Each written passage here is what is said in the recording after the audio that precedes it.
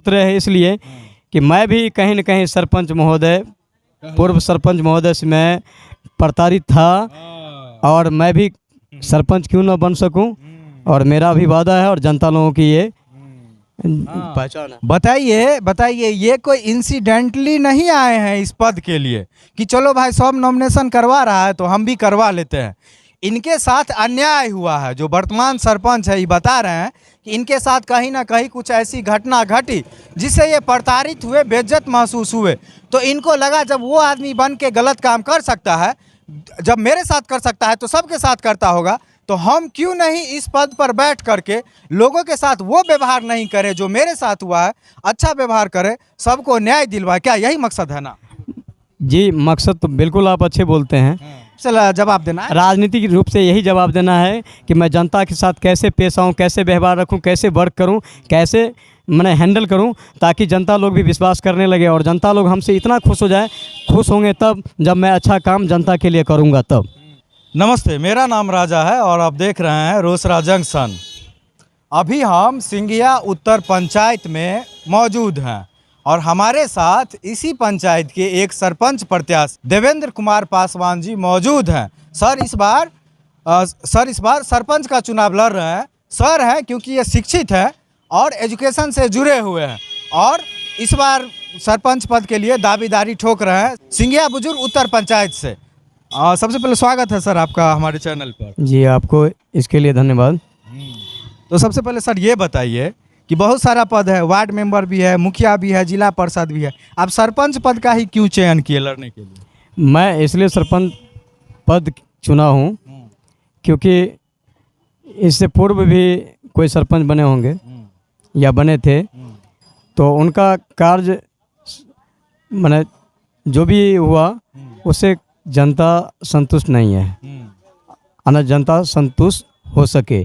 इसीलिए हम चाहते हैं कि ऐसा काम करूं, ऐसा न्याय और ऐसा भूमि विवाद से संबंधित या थाने या कोर्ट कचहरी जो गरीब जाते हैं वो बड़े दिन परेशान हो जाते हैं, पैसे भी खर्च करते हैं, फिर भी उनका न्याय नहीं मिलता है, ना ही उनका कोई आशा रहता है कि सरपंच साहब न्याय कर पाएंगे, और वो स्वयं सरपंच साहब से प्रताड़ित रहते हैं। इसीलिए वो थाने जाते हैं, कोर्ट कचहरी जाते हैं। हम चाहते हैं कि वो थाना न जाए, ना ही कोर्ट कचहरी जाने का उनको कोई ऐसा नौबत आए, ऐसा सॉल्व मिले, ऐसा समाज के बीच में ही फैसला हो जाए जो उनका संतुष्टि मिले और वो सही सलामत रह सके। हाँ, इनका कहना है कि वर्तमान में जो सरपंच है इनके पंचायत में वो गरीबों के साथ न्याय नहीं कर पाते हैं। गरीबों को अभी भी थाना का चक्कर लगाना पड़ता है, कोर्ट का चक्कर लगाना पड़ता है, जिस वजह से उनका पैसा भी खर्च हो जाता है और उनको परेशानी भी होती है। तो ये सरपंच बन करके गरीबों को अपने पंचायत के अंदर में ही इंसाफ दिलवाएंगे, यही इनका मकसद है और इसीलिए ये सरपंच पद पर चुनाव लड़ रहे हैं। सबसे पहले इनका परिचय लेते हैं कि इनकी क्या क्वालिफिकेशन है और ये कहाँ से आए हैं, चूँकि पहली बार ये चुनाव लड़ रहे हैं। थोड़ा अपने बारे में सर बताइए। मेरा नाम देवेंद्र कुमार पासवान है और एजुकेशन के मामले में मैं एमएससी फिजिक्स से LNM समस्तीपुर LNM दरभंगा से प्राप्त किया हूँ। 2008 में फाइनल था। यही मेरा परिचय है और एजुकेशन के बारे में। उसके बाद मेरा ग्राम सलखन्नी, वार्ड 11, थाना विभूतिपुर, जिला समस्तीपुर का निवासी हूँ, जो अभी वर्तमान में फिर जो नेक्स्ट इलेक्शन होने वाली है उसमें सरपंच पद का प्रत्याशी हूँ और 6 सरपंच अभी आए हैं मैदान में, जिनमें मैं क्रम संख्या 3 पर विराजमान हूँ और मेरा छाप है नल। इनका 3 नंबर पर है। आज क्रम क्या वो कैंडिडेट है? 6 कैंडिडेट है। तीसरा नंबर पर इनका सिंबल है नल छाप है। देवेंद्र कुमार पासवान जी का छाप है नल छाप। क्या लगता है लोग नल छाप पे बटन दबाएंगे इस बार? बिल्कुल दबाएंगे, क्योंकि नल से अभी काम हो रही है, नल जल से संबंधित जो जागरूक है जनता लोग जान चुके हैं कि ये नल जल का कार्य होता है और नल से नई पानी आएगी और नई उल्लास है, नए हर्षोल्लास के साथ लोगों का जागरूक है और नल के प्रति ही लोगों का याद है कि नल नल नल, इसीलिए नल हमारा आया है, ये शुभ होगा और मैं जीत दर्ज करूंगा और अधिक मतों से। और जनता लोग खुश हैं और युवा समझकर और सोच रहे हैं कि नए सिरा से ये काम करेंगे और नए सिरा से वाकई मैं काम करूंगा, ये वादा है हमारी। और हम अपेक्षा करते हैं कि हमारा जो सफलता मिले, जो मैं इस काम को सफलतापूर्वक निदान कर सकूं। इनका कहना है कि इनको जीत मिले चुनाव में ताकि ये बढ़िया से सरपंच पद की भूमिका को निभा सकें। और सबसे बड़ी खूबी ये है कि ये शिक्षित हैं, दूसरा ये काफ़ी युवा है, यंग है, इनर्जेटिक है और पूरे जोर शोर से अपने काम में लगे रहते हैं। अभी सर रोसड़ा में आए हुए हैं, फ्लैक्स जंक्शन रोसड़ा पे फ्लैक्स बनवाने के लिए। तो सर काफ़ी एजुकेटेड है और इनको उम्मीद है कि जनता इनको भारी मतों से जिताएगी। क्या जी, ये तो सच बोल रहे हैं कि हम चाहवे करते हैं कि हम जीतेंगे तो ज़रूर, वाकई में जनता को खुश करने की ही हमेशा प्रयास करेंगे और प्रयास करने के लिए ही हम ये मैदान में उतरे हैं।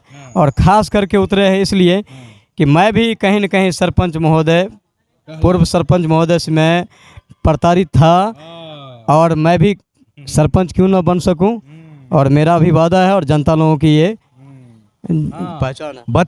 बताइए ये कोई इंसिडेंटली नहीं आए हैं इस पद के लिए कि चलो भाई सब नॉमिनेशन करवा रहा है तो हम भी करवा लेते हैं। इनके साथ अन्याय हुआ है। जो वर्तमान सरपंच है ये बता रहे हैं कि इनके साथ कहीं ना कहीं कुछ ऐसी घटना घटी जिससे ये प्रताड़ित हुए, बेइज्जत महसूस हुए। तो इनको लगा जब वो आदमी बन के गलत काम कर सकता है, जब मेरे साथ कर सकता है तो सबके साथ करता होगा, तो हम क्यों नहीं इस पद पर बैठ करके लोगों के साथ वो व्यवहार नहीं करें जो मेरे साथ हुआ है, अच्छा व्यवहार करें, सबको न्याय दिलवाए। क्या यही मकसद है ना? जी, मकसद तो बिल्कुल आप अच्छे बोलते हैं और आपका मैं आभार व्यक्त करता हूं, क्योंकि मैं थाना या अंचल हो या अनुमंडल हो या प्रखंड हो, सभी जगह आते जाते रहते हैं। सारे पदाधिकारी महोदय से मेरा संपर्क है और मैं अच्छा व्यवहार से पेश आता हूं तो अच्छा मान सम्मान मिलता है।